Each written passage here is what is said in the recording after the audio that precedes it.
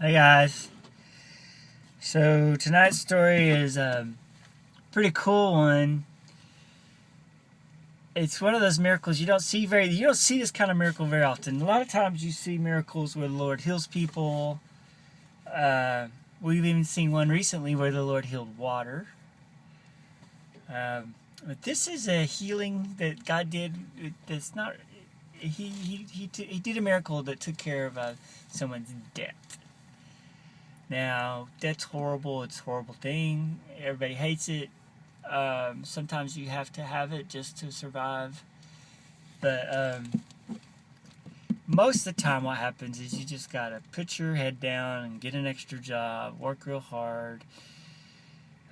Maybe move into a smaller house. Don't ever go out to eat. Don't go on vacation, and just finally get it all paid off, right?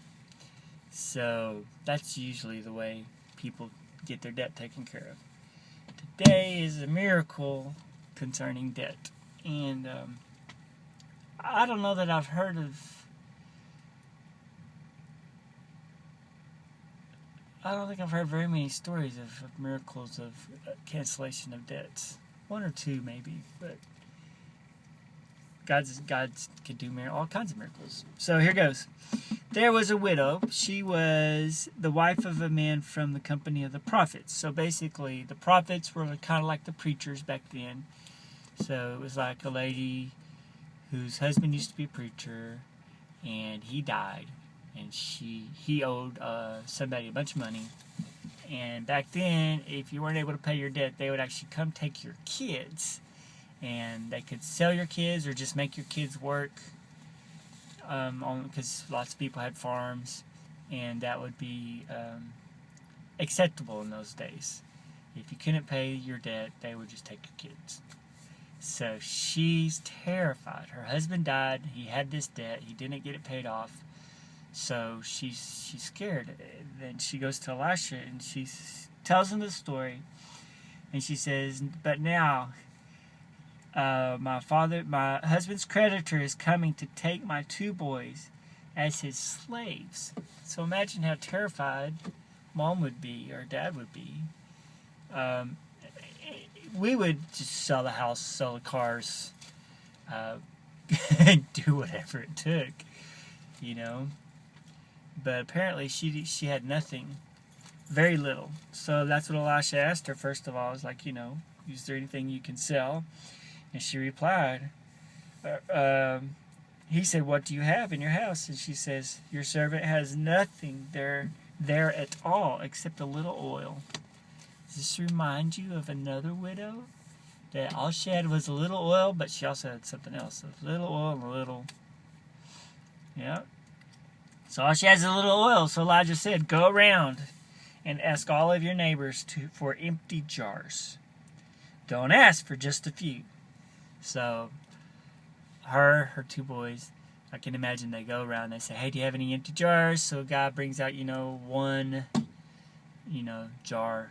And she's like, no, any extra jars you got. So he's every jar available. Like at our house, we've got cups, we've got the Rubbermaid bowls, we've got big bowls that like Daddy makes the French toasting. We have casserole dishes. We have the red bowls up above the dryer that we use when we make cookies. We have pots, we have pans. We have a couple of flower vases underneath the sink. We have coffee cans out in the garage. We have lots of different things you could put stuff in. And she's like, "Let me borrow it, let me borrow it, let me borrow it, let me borrow it. Every little thing you've got, can I please have it?" So they just got all of the jars they could from all the neighbors. And this is what he said. "Don't just ask for a few. Then go inside, shut the door behind you and your sons. Pour oil into all the jars, and as each one is filled, put it to one side." So I don't know for sure why they shut the door. Maybe he didn't want everybody to know that they were going to have a miracle, and that they're going to have something of value in the house. So sure enough, that's what they did. They poured. She left him afterwards, shut the door behind her and her sons. They brought the jars to her, and she kept pouring. Said, bring me another one, bring me another one. She just kept pouring. She just kept it like that. You know, it would, okay, get me another one. Okay, put it right here. And then she'd take that. Okay, take that. And it just kept pouring. And she kept holding it.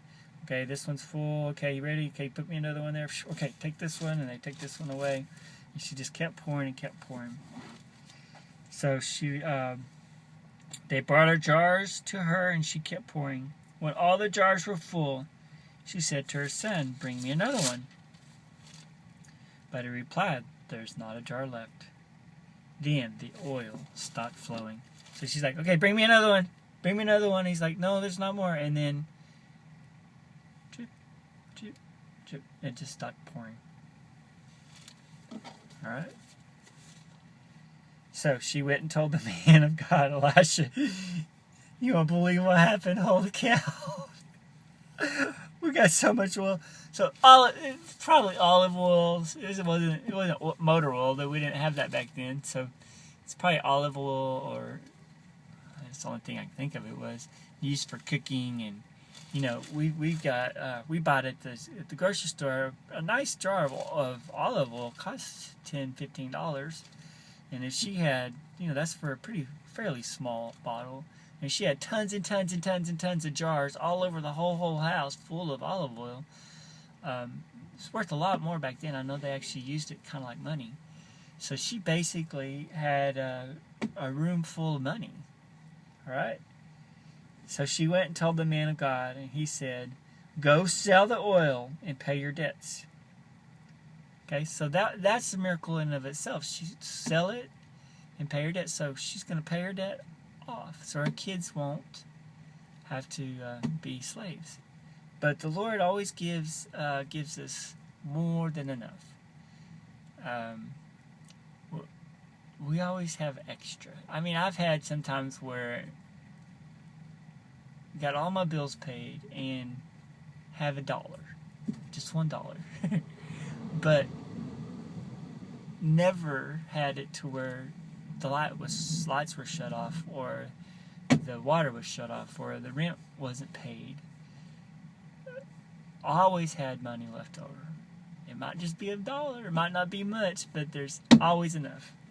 And that's what the Lord does for this lady. She went and told the man of God, he said, go and sell and pay your debts, and you and your sons can live on what is left.